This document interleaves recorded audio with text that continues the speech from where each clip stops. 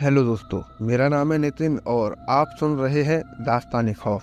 हमारी आज की कहानी इतनी इंटरेस्टिंग है कि मानो कि मैं आपको बता नहीं सकता। हालांकि आपको यह कहानी सुनने में थोड़ी छोटी जरूर लगेगी, मगर इसमें जो मज़ा है वह किसी और कहानी में नहीं। बस आप यूं ही प्यार बनाए रखे। मेरा नाम फैजान खान है। इस घटना को हम लोगों ने भी देखा था, लेकिन हमारे लिए यह सब कुछ एकदम अधूरा था। पर जब मेरे दोस्त ने सारी बात बताई तो आज मुझे टाइम मिला स्टोरी बताने का। इस वक्त यह कहानी मैं रशिया से लिखकर भेज रहा हूँ। खैर, चलते हैं स्टोरी की तरफ। मेरा एक दोस्त है जिसका नाम हसन सिद्दीकी है और यह बात बहुत पहले की है, जब हम लोग स्कूल में पढ़ते थे। शुरू से ही हसन को पढ़ने लिखने में एकदम मन नहीं लगता था। जब भी पढ़ाई का टाइम रहता तो वह घर से बाहर निकल जाया करता था। कई बार तो जब वह स्कूल के लिए घर से निकलता तो अक्सर स्कूल न जाकर इधर उधर जंगलों या फिल्म देखने चला जाया करता था। उसकी यह हरकत पहले से कई गुना ज्यादा बढ़ चुकी थी। पढ़ाई तो मानो उसके लिए जैसे जहर बन गई थी। पर कब तक? एक दिन उसके अब्बा को मालूम चल गया। उस दिन हसन बहुत मार खाया। उसके अब्बा इतना गुस्से में थे कि उन्होंने उसका स्कूल ही बंद कर दिया और उसको अपने साथ खेतों में काम में लगा दिया। कुछ 1-2 महीने बीतने के बाद हसन के पिता ने उसको एक गाय खरीद कर दी। हसन को कहा गया कि तुझे इसका ख्याल रखना है और सुबह शाम इसे चराने के लिए बाहर भी ले जाना होगा। तो ठीक कहानी यहीं से शुरू होती है। एक दिन की बात है, हसन दोपहर को गाय चराने नदी पर गया हुआ था। हम लोगों के गांव से थोड़ी दूर नदी है और साथ में एक बगीचा भी है। हसन ठीक वहीं पर गाय चरा रहा था। वह गाय चराते चराते एक आम के पेड़ के पास जाकर बैठ गया। वहीं उसके सामने कुछ अजीब सा सामान भी रखा हुआ था, जैसे कि सिंदूर, लाल कपड़ा और कुछ चूड़ियाँ। हसन के हाथ में एक लकड़ी थी। न जाने क्यों एकदम से हसन उठा और अपने पैर से वह सारा सामान इधर उधर फेंकने लगा।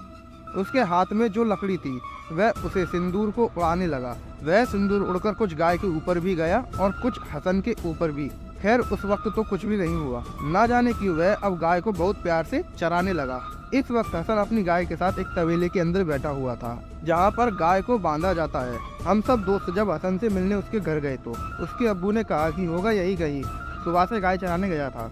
ना जाने नालायक अब तक कहाँ है, जाओ एक बार तबेले की ओर देखाओ। हम ठीक उसी जगह पर पहुँच गए। हम सब ने देखा कि हसन गाय को बड़े ही प्यार से चरा रहा है। वह प्यार से उसे शकीला शकीला बोल रहा था। उसी बीच मेरे दोस्त ने कहा कि अबे यह क्या कर रहा है? क्या यह तेरी बीवी है जो इतना प्यार जता रहा है? लेकिन हमारे एक दोस्त बिट्टू ने कहा, जो कि शायद मजाक कर रहा था, उसने कहा कि इसकी शकीला को लेकर चलते हैं, तभी यहाँ से बाहर आएगा। अचानक से न जाने हसन को क्या हुआ, उसने पास में रखी एक ईंट का टुकड़ा उठाकर सीधा बिट्टू के ऊपर फेंक दिया। वह टुकड़ा सीधा जाकर बिट्टू के चेहरे पर लगा। बिट्टू के होठ पर चोट लगी। तुरंत ही उसके मुंह से खून निकलने लगा। हम सब के सब देखकर हैरान हो गए कि आखिर हसन ने यह क्या कर दिया। हम सब के सब गुस्से से हसन की तरफ बढ़ने लगे। हम ठीक जैसे ही उसके पास पहुंचे तो पाया कि उसकी आंखों की पुतली ऊपर की ओर चढ़ी हुई थी। हसन को अचानक से गुस्सा आया और उसने मेरी तरफ देखकर कहा, तू लेकर जाएगा मुझे? अगर अपनी जान प्यारी है तो चले जाओ यहाँ से, वरना यही सबको मार दूंगा। हम सब यह देखकर स्तब्ध रह गए कि आखिर इसको हो क्या गया है। एक नज़र हमने गाय की तरफ भी देखी। उस वक्त हमें गाय की आंखों में एक अजीब सा डरावनापन दिख रहा था। वो ठीक बहुत तेजी से सांस भी ले रही थी। हम जल्दी से भागकर हसन के घर गए और ठीक उसके अब्बा को यह सारी बात बताई। हमने बिट्टू को भी आगे किया और दिखाया कि वहाँ यह सब हुआ है। हसन के अब्बा को बहुत गुस्सा आ रहा था। ऐसा लगा था मानो कि जैसे आज हसन को वो जिंदा ही नहीं छोड़ेंगे। कहने लगे कि ना पढ़ाई कर रहा है ना काम, एक काम भी ठीक से नहीं करता। आज इसने अपने ही दोस्त के मुंह से खून निकाला है, न जाने कल किसी की जान ले। अब्बा और उसके भाई जल्दी से भागकर तबेले में गए। वहाँ माजरा वही सब था जैसा कि हमने बताया था।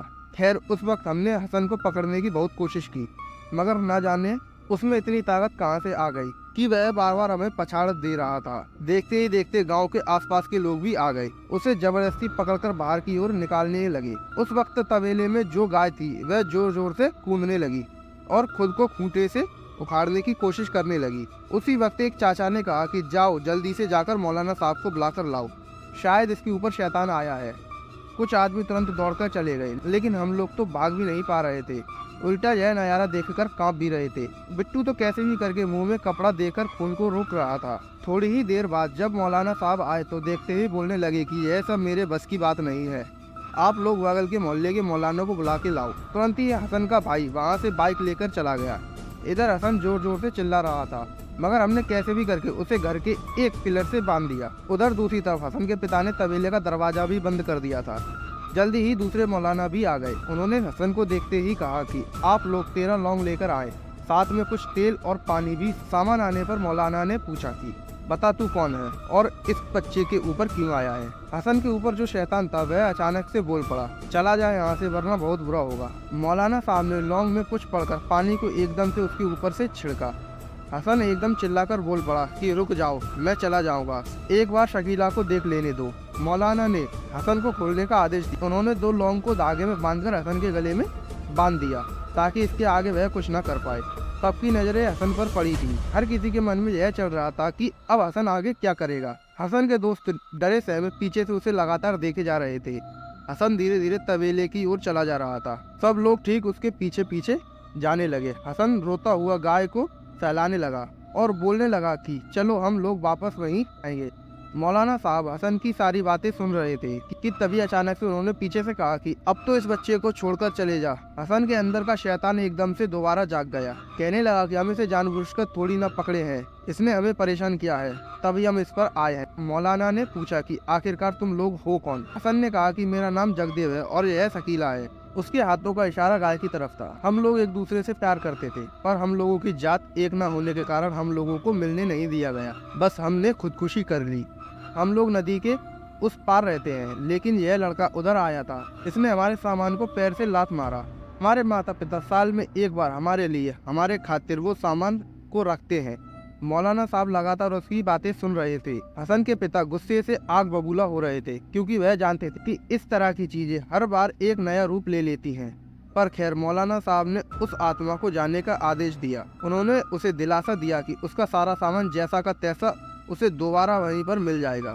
फिर क्या था, हसन बेहोश होकर नीचे गिर पड़ा। कुछ देर बाद जब वह होश में आया तो मौलाना साहब ने उसे एकदम पानी पिलाया, साथ ही कुछ पानी गाय के ऊपर भी छिड़का।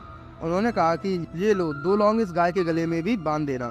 इसके बाद से सब कुछ ठीक हो गया। पर कहानी में इंटरेस्ट तो अब आएगा, क्योंकि जब यह सारी बातें हसन को मालूम चली तो मानो उसकी जिंदगी ही बदल गई। ना जाने उसके पिता ने 2 घंटे तक उसे ऐसी क्या क्या बातें कही कि उस दिन के बाद से वो यह सब कुछ छोड़कर पढ़ाई में लग गया।